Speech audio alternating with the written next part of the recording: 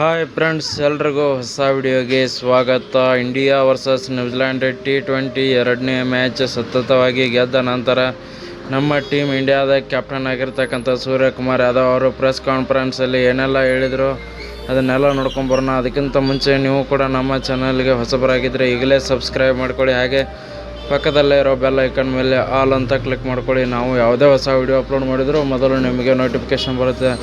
ಮೊದಲನೇದಾಗಿ ನೋಡೋದಾದರೆ ಸೂರ್ಯಕುಮಾರ್ ಯಾದವ್ ಅವರು, ನಾವು ಟಾಸ್ ಗೆದ್ದು ಒಂದು ಬಾಲಿಂಗ್ನ ಆಯ್ಕೆ ಮಾಡ್ಕೊಳ್ತೀವಿ, ಯಾಕಂದರೆ ಒಂದು ಚೇಸ್ ಮಾಡ್ಬೇಕಂತ ಹೇಳಿ ಆ ಥರ ಬ್ಯಾಟಿಂಗ್ ಯೂನಿಟ್ ನಮ್ಮಲ್ಲಿ ಇತ್ತು.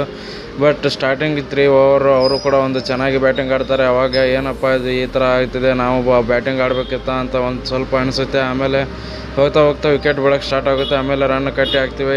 ಕೇವಲ 206 ರನ್ ಹೊಡಿತಾರೆ. ಅದಾದಮೇಲೆ ನಮ್ಮ ಬ್ಯಾಟಿಂಗ್ ಸ್ಟಾರ್ಟ್ ಆಗುತ್ತೆ. ಒಂದು ಅಭಿಷೇಕ್ ಶರ್ಮಾ ಅವರಿಂದ ಲಾಸ್ಟ್ ಮ್ಯಾಚ್ ಚೆನ್ನಾಗಿ ಆಡಿದ್ರು, ನಾನು ಅದೇ ಥರ ಕಂಟಿನ್ಯೂ ಮಾಡ್ತಾರೆ ಅಂದ್ಕೊಂಡಿದ್ದೆ. ಬಟ್ ಅವರು ಅನ್ಫಾರ್ಚುನೇಟ್ ಫಸ್ಟ್ ಬಾಲ್ಗೆ ಔಟ್ ಆಗ್ತಾರೆ. ಹಾಗೆ ಸಂಜು ಸ್ಯಾಮ್ಸನ್ ಅವರಿಂದನೂ ಕೂಡ ಅಷ್ಟೊಂದು ಏನು ಹೇಳ್ಕೊಳ್ತಾರೆ ಪರ್ಫಾರ್ಮೆನ್ಸ್ ಬರಲಿಲ್ಲ, ಅವರು ಕೂಡ ಜಲ್ದಿನೇ ಔಟ್ ಆಗಿ ಹೋಗ್ತಾರೆ. ನೆಕ್ಸ್ಟ್ ನೋಡೋದಾದರೆ ಇಶಾನ್ ಕಿಶನ್, ಇವರು ನಿಂತು ಬೆಂಕಿ ಬ್ಯಾಟಿಂಗ್ ಆಡ್ತಾರೆ ಅಂತಲೇ ಹೇಳ್ಬೋದು.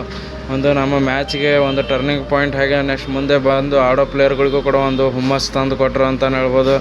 ನೆಕ್ಸ್ಟ್ ಅದಾದಮೇಲೆ ನಾನು ಬರ್ತೀನಿ, ನಾನು ಕೂಡ ಚೆನ್ನಾಗಿ ಆಡ್ತೀನಿ. ಕೇವಲ 37 ಬಾಲ್ಗೆ 82 ರನ್ ಹೊಡೆಯೋದ್ರ ಮೂಲಕ ಒಂದು ಮ್ಯಾಚ್ ವಿನ್ನಿಂಗ್ ಪರ್ಫಾರ್ಮೆನ್ಸ್ ಬರುತ್ತೆ ನನ್ನಿಂದ ಕೂಡ. ಹಾಗಾಗಿ ನೆಕ್ಸ್ಟ್ ನಡೆದರೆ ಶಿವಮ್ ದುಬೆ ಅವರು ಕೂಡ ನಮ್ಮ ಜೊತೆಗೂಡಿ ಅವರು ಕೂಡ 18 ಬಾಲ್ಗೆ 36 ರನ್ ಹೊಡೆಯೋದ್ರ ಮೂಲಕ ಅವರು ಕೂಡ ಮ್ಯಾಚ್ ವಿನ್ನಿಂಗ್ ಪರ್ಫಾರ್ಮೆನ್ಸ್ ಕೊಡ್ತಾರೆ ಅಂತ ನೋಡ್ಬೋದು. ಎಲ್ಲರಿಂದ ಗೆದ್ದಿತ್ತು ಅಂತ ಹೇಳಿದ್ದಾರೆ. ವಿಡಿಯೋ